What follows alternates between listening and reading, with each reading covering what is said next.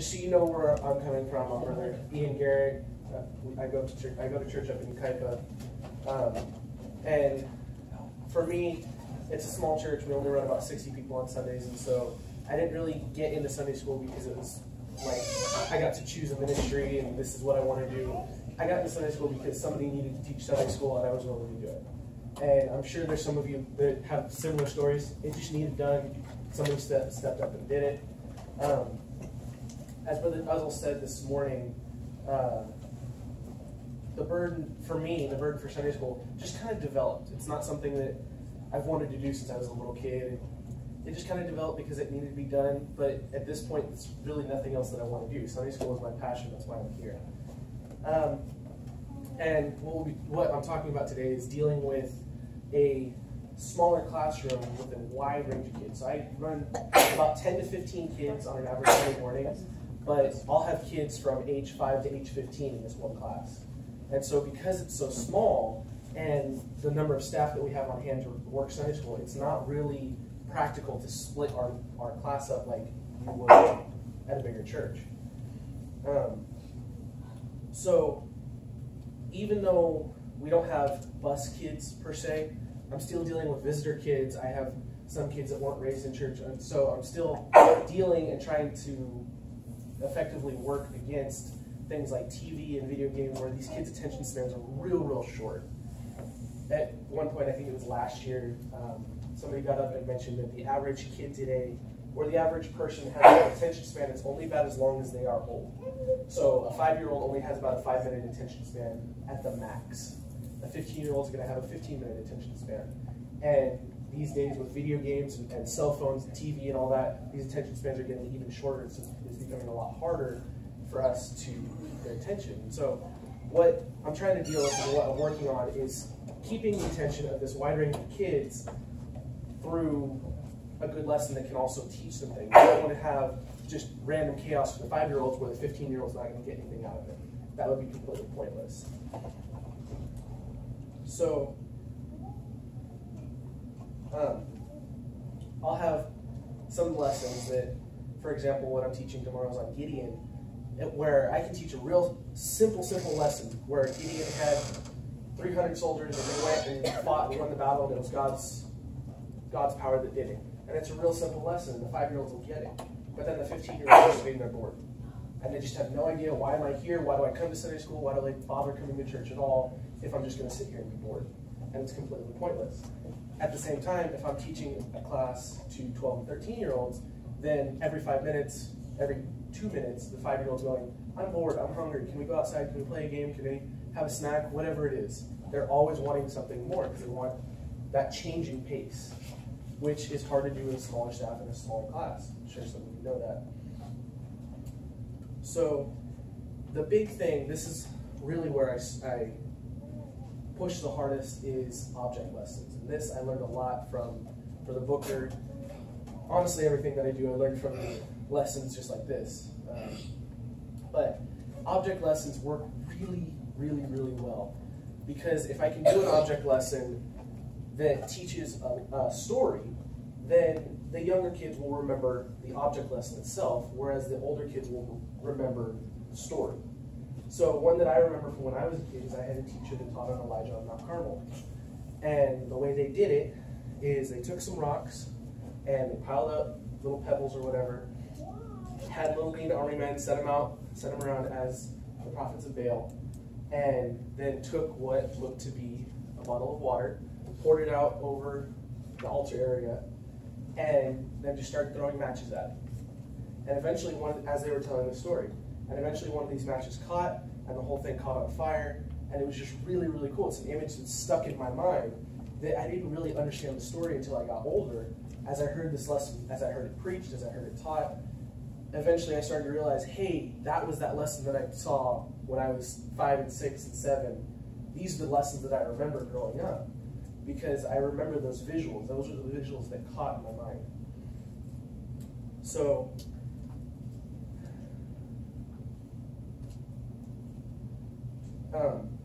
the same thing with these visitor kids. They're coming in, they're looking at TV, they're looking at, this is what they grow up with, this is what they live with. They don't have, we don't have a culture these days where people will sit down and tell stories. It doesn't happen very often. Sometimes you get some adults to do it, sometimes college kids, maybe. But everybody wants instant gratification, instant satisfaction. We want a response now, we want a reaction now. And it's hard to deal with that in Sunday school because we're having to deal with these young kids that are coming in either from off the streets or from broken families, or even church kids have some of the shortest attention spans I've ever seen. And we have to deal with that and figure out a way to keep their attention and keep them attracted and engaged. And another thing that works well for me is using younger kids to teach the older kids and vice versa, using the older kids to teach younger kids. So another thing that I did recently is I taught on Ananias and Sapphira. Most of you should know the story. But the way I did it is I had several of my younger kids act as Ananias and Sapphira and Peter, and all the actors in the story were my real little kids. And so they're just happy. They're wearing costumes and acting around and having fun and doing their thing. And the older kids get to sit there and listen to the story. And typically in my class, the older kids are the ones that are real hesitant to join. They don't really want to do anything. They just kind of want to sit there and watch what happens. But using the younger kids, because the younger kids want to be used, using the younger kids allows everybody to be engaged, everybody to be involved in this lesson, and it just works really, really well. And on the other hand, if it's a really simple lesson, as I said earlier, the older kids aren't going to be engaged in it. If I'm teaching Daniel and the Lion's Den, some of these kids, they've heard the same story 30 times. They could get up there and teach the lesson for me. They've heard it so many times. And so if I use the older kids to act out, then I can teach the younger kids these same lessons, these same stories. And then the older kids remember, hey, I played Daniel in this skit that we did in Sunday school. And then that helps them be able to tell the story. And then as they grow up, as they get older, they can tell their friends, hey, you should come to Sunday school. I played Daniel. You can be a lion next time. Just stuff like that. And it just works really, really well. And it's really easy to do to get people engaged. Now, I don't know everything. I know very, very little, I'm sure. And so what works for me may not work for you. It may not work. It's not going to work for everybody. Before we move on, any questions? No? We good? Okay. At this point, Brother Dillon is going to come up and help me out. So give him just a couple seconds to get ready. Yeah. I had a. Did anybody see? There was a paper. It doesn't matter. Let me get my stuff. I think I got everything here. Oh, I forgot this. Oh, sorry. Oh. Yeah, I have some stuff. Oh man. Oh, my paper's here. Okay, here's my water bottle. Oh, sorry, guys. I'll get right to it. Give me just a second. Let me put my stuff down. Yeah, we'll get started just a second. Time! That was only 30 seconds. But 30 seconds of somebody fumbling around is an eternity. How awkward was that for everybody while I was coming up here? It was awkward for me doing it, and I knew what I was doing. This is horrible. So, first lesson is, and when you're dealing with a big class size, be prepared.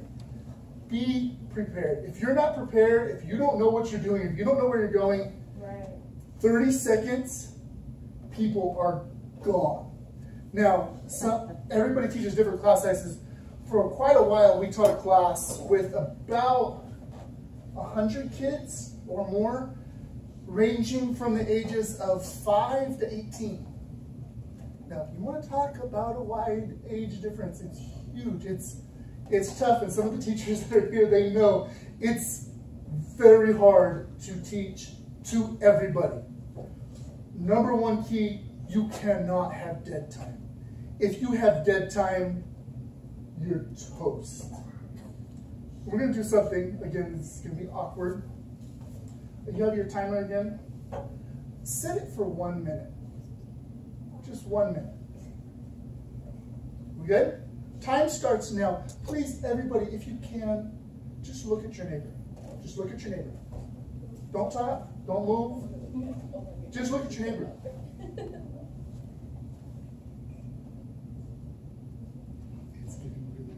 Don't laugh. Don't. Ian, how much time do we have? 37 seconds.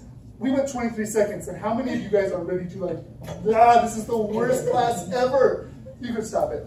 All right, I just want to show you, dead time kills. If you have more than one teacher, if you have more than one person doing it, dead time, you have to be ready to go, have transitions. If you have to transition from one thing to another, have something prepared, have something ready. So like right now, I'm fixing to start one of my first object lessons, and right now I'm going to ask Frank, if you can, there's a table right here behind Ian, if you can bring that up here, and while you're bringing that up here, we're going to talk about something else. So what's the age range? What's the youngest we have now? Dawson's probably our youngest. How old are you, Dawson? How old are you, Dawson? He's 3. He's 3. And who do we have the oldest in here? We won't ask. We're going to say at least I'm 37. So there's a wide age range, and we're gonna teach a lesson here in a minute that I don't care if you're 3 or you're 37, you will pay attention to my next lesson. So, but number 1, be prepared. Number 2, always over prepare. I very rarely come to class with just one lesson. And there's a reason for it. Because invariably, and I've done it to other people so I know what happens. I'm supposed to teach a lesson and my kid, as we're walking out the door, decides to throw my car keys out in the street. I go to get my car keys, a car runs over him. It breaks the little handle. I got to get this car key out, and I don't know what to do. We got to find the other key that my daughter took because she was playing house the other day and lost my key. Now we get my other keys, and while she's getting keys, the dog gets out of the house and runs down the street. I'm trying to go chase the dog, trying to find keys, trying to get to church, and then my son decides, oh, I'm going to drink apple juice, and spills it all over himself. Now it's 10 o'clock, Sunday school's already started, and I'm not even there. And okay, none of this really happened, but this all happens to all of us, right? Something's going to happen. You got to be prepared. Or you get up to teach a lesson, and you have 30 minutes to teach a lesson, and you start teaching your lesson. You're going, and it's going good. Everybody's excited. You're on your feet, and you're ready to go, and I'm done. And oh Lord, I still have 20 minutes left. You know, what am I going to do? So not only be prepared, be over-prepared. Because if you over-prepare for this week, you're ahead for next week. Be over-prepared. Have more stuff than you know what to do with. Because if you don't, like I said, and I'm going to say it throughout this whole class, dead time absolutely kills. It'll ruin your class. It'll ruin the excitement. It'll ruin everything. Now, my pastor teaches a message. He talks about having a passion. And the message is, only a passion can conquer a passion. Some of you have heard him teach it. Only a passion can conquer a passion. There's a lot of things that our kids are dealing with when they come in to Sunday school. Whether it's my kids who have been raised in church, they're still dealing with stuff. Whether it's the kids come off the bus, they've been dealing with stuff. I don't care who you are. To a kid, their passions run high, they run hot, and you've seen a kid melt down crying because their Snicker bar had one less peanut than their brother or sisters, right? It's the end of the world. How could this happen? This is awful. Only a passion can conquer a passion. All right? And so they may be dealing with, we don't know what all. I used to run a bus route when I lived somewhere else. And one of the bus routes that I went to on a regular basis, the house made the news, front page of the newspaper. SWAT team raided it because there was the mafia and drug cartel was running basically out of that house. They seized thousands of dollars of drugs and millions of dollars of drugs and guns and all kinds of stuff was happening in that house. That we just walked over, hey, you guys want to come to Sunday school? And the kids come to Sunday school, and meanwhile, hell's going on behind those doors. We don't know what all these kids are dealing with. So when you come to Sunday school, have a passion. If you're going to be telling a Bible story, tell it passionately. If you're going to be, it doesn't matter what if you're speaking. If you're just going to speak, and we're going to, like we're doing today, my voice changes, I'm moving my hands, it's a little bit extreme. Have a passion. Because, and we'll come back to this again in a little bit, but if you run the numbers, if you have your kids 1 hour a week, okay, you have them And they come every week of the year. They're never sick. They're never blah, blah, blah. And they come their whole life, and the only thing they come to, I cannot talk today, the only thing they come to is Sunday school. You have them 0.006 of their life. You have them less than 1% of their entire life. And for some of our kids, this may be the only chance they will ever have to meet God. Sorry, God put us, teachers, bus workers, whatever you are, God put you there in His place. You are, whether you like it or not, whether you want to be it or not, you are God's representative on this earth and in that classroom. You are, to them, you are the face and voice of God. That sounds presumptuous, but it's not. You can go through your Bible, you can find it. You are God's face. And so you have to present God to them. So don't present, God's not boring. And we all know what a Sunday night is, when the music's going and we're shouting and dancing and it's there and it's just good. Some of these kids, if they don't see it from you, they will never experience it. They'll never understand it. They'll never know God. And God will be just this guy that comes to church every, I go to this place and this guy talks. And I think he means it. But yeah, he just kind of talks to us and he tells us the story of Noah and his ark. And there were some animals in it. And it gets really, really boring. Now, you're still giving them God's word, and God is strong, and God is powerful, God will do it. But put some passion in it. If you're going to tell the story of Noah's Ark, without any props or anything, I can tell, we can start talking about the story of Noah's Ark. And Noah is in the ark, his family, everybody's in the ark.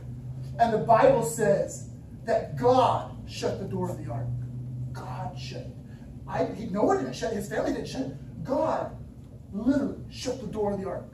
And then Noah and his family are in there, and they're waiting. And they're there, and they're waiting, and the animals are waiting. The people outside are waiting. What is that crazy guy doing? He's still in that ark. This is nuts. This is insane. And everybody's waiting. And they wait, and they wait. And all of a sudden, rain starts falling. Rain had never fallen before. The ground starts breaking up, and water starts coming up out of the ground. The sky is literally falling. And people are trying to get in there. Noah opened the door, but Noah didn't shut the door. God shut the door. And because God shut the door, there's nothing Noah can do about it. And the people are trying to get into the ark. And you can probably imagine those cries and the terror. And you see the difference? Well, we're telling the same story, but put some passion into it. Now, I've got a confession to make before we move on.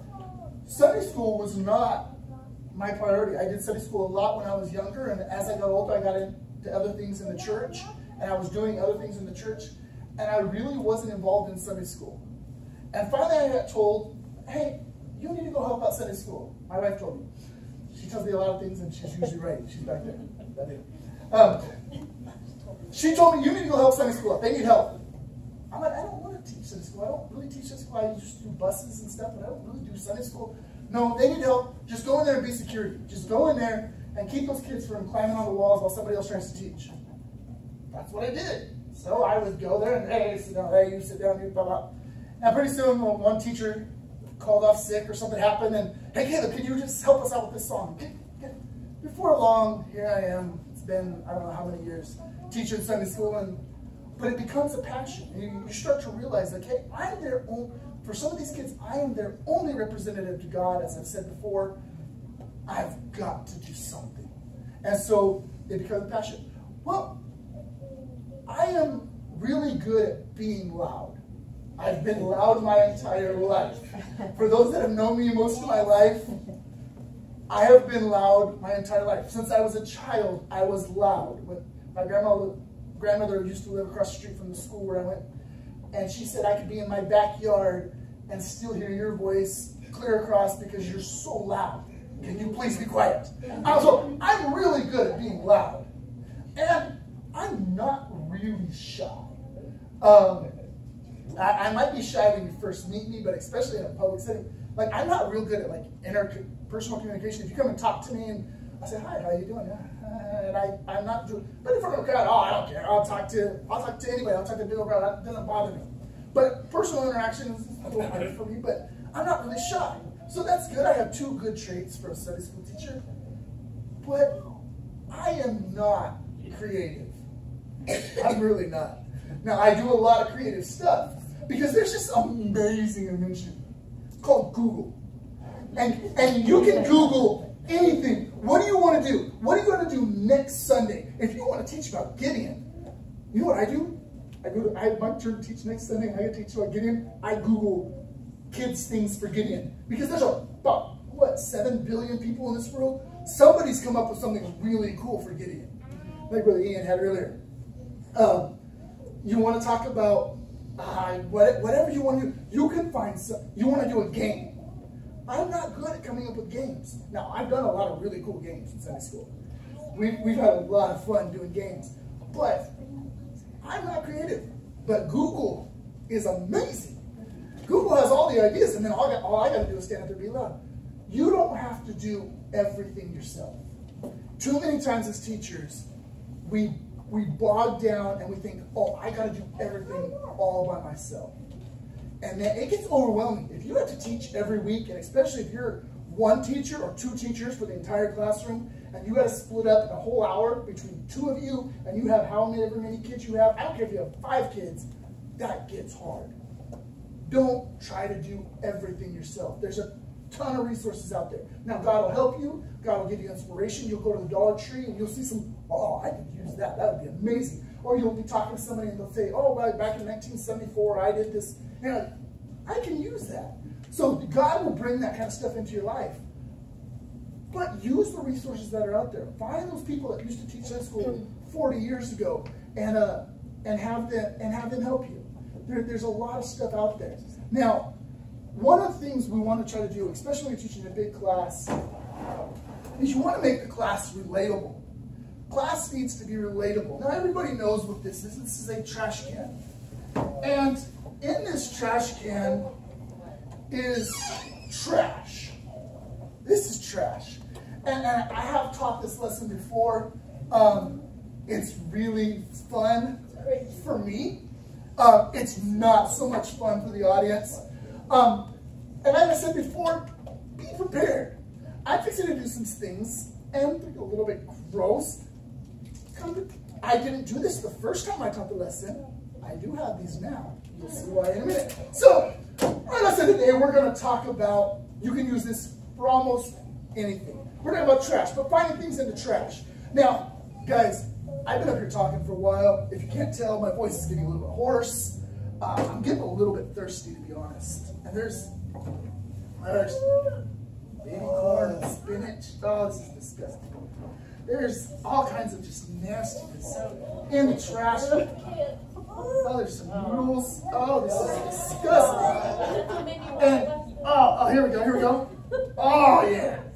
Yeah. Oh, my goodness. I kept this cold.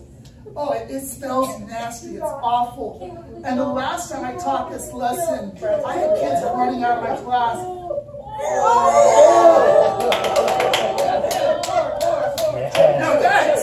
Now guys, seriously. There's nothing, this has been sealed up, right? You guys saw me put a straw in. I put a straw into the trash. I mean, well, I had to get this out of the trash, but this is sealed up. It's a sealed container. Nothing in there is gross. It's fine. That's good. Strawberry kiwi. I highly recommend it. I haven't had one of these in years. But it's delicious, I promise. Now, I don't know who the oldest person in this class is, but I guarantee you were paying attention while I did this. Dawson's probably the youngest. He was paying attention. Now, he's not paying attention to me now because I'm talking.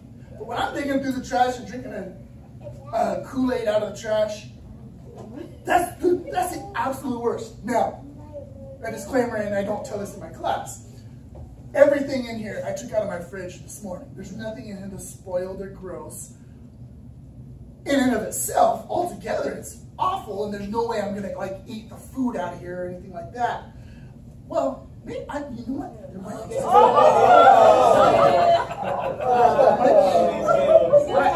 I had some stuff in here. Ooh, a Pop-Tart. Oh, nice. No, guys, this is in a sealed container. It's, I mean, that's kind of like stuck to my fingers. You guys, it's in a sealed container. It's fine. I'm not touching it with my gross hands. What kind of animal do you think I am?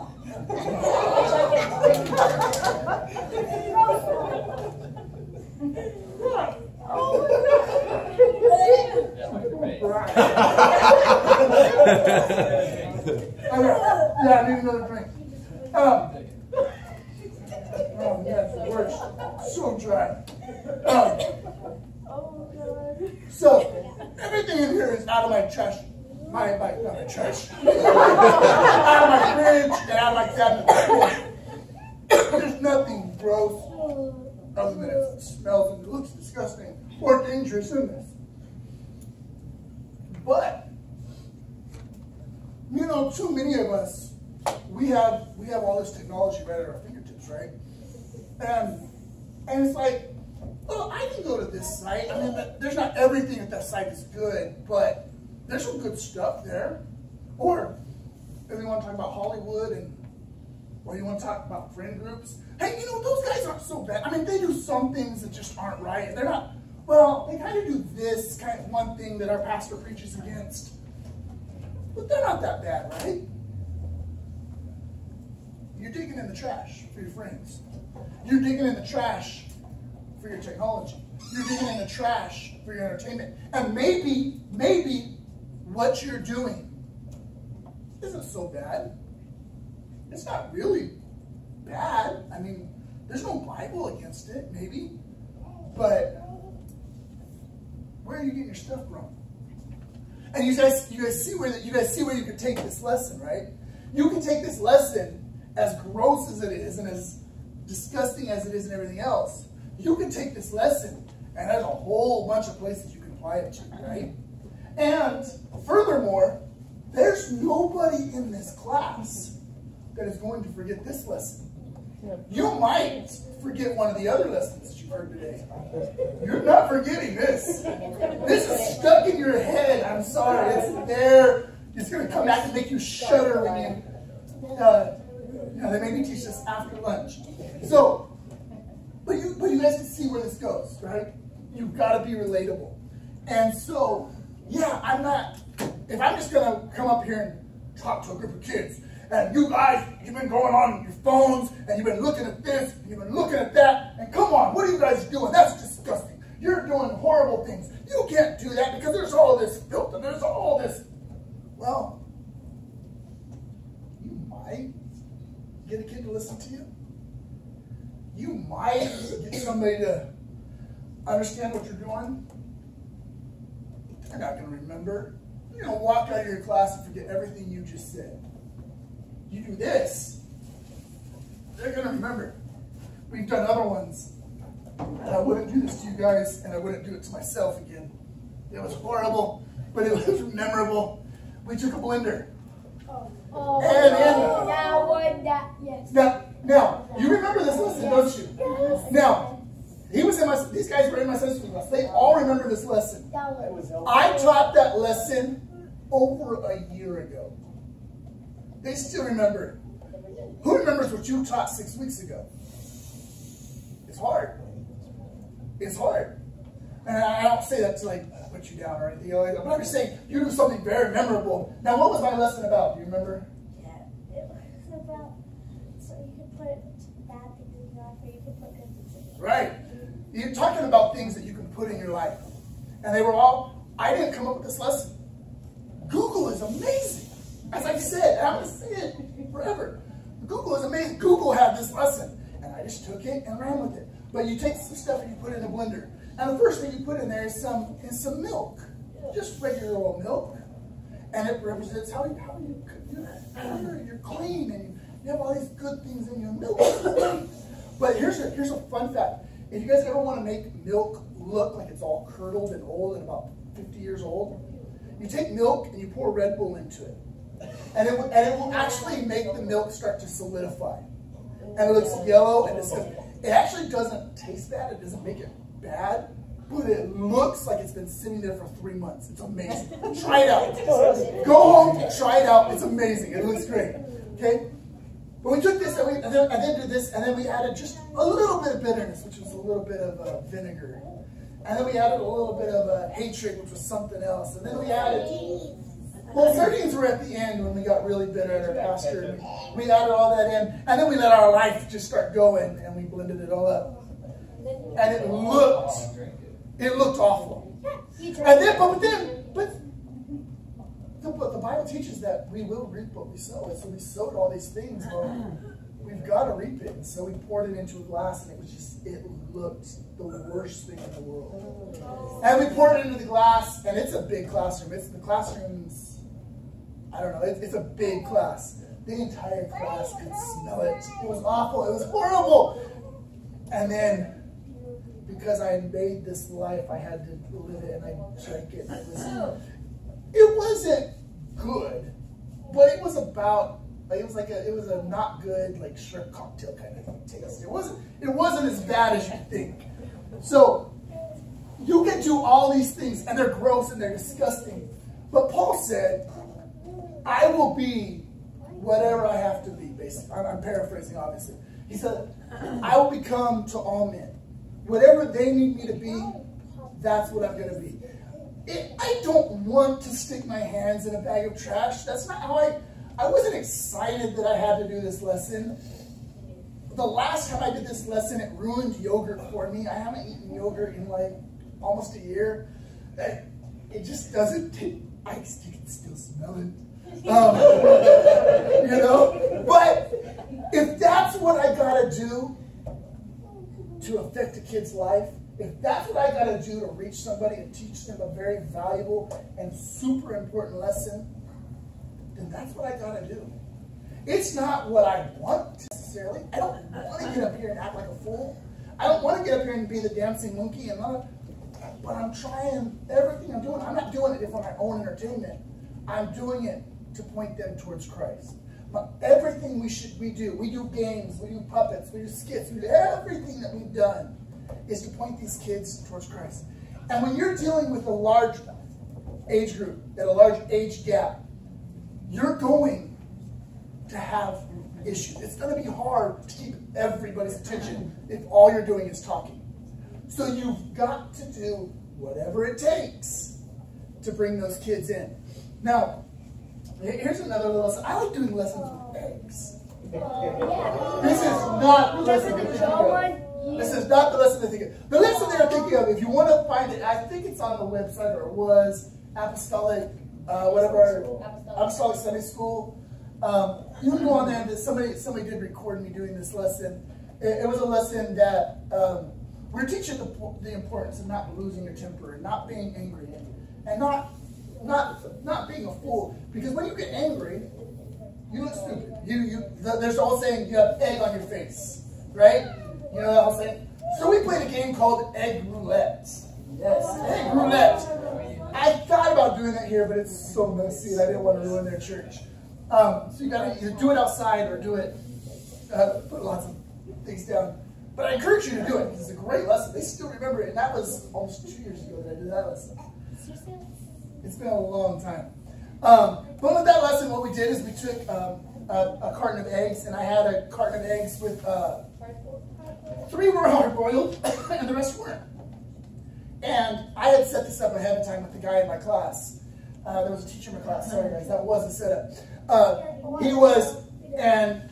And we had set it up ahead of time. He knew which ones were hard-boiled.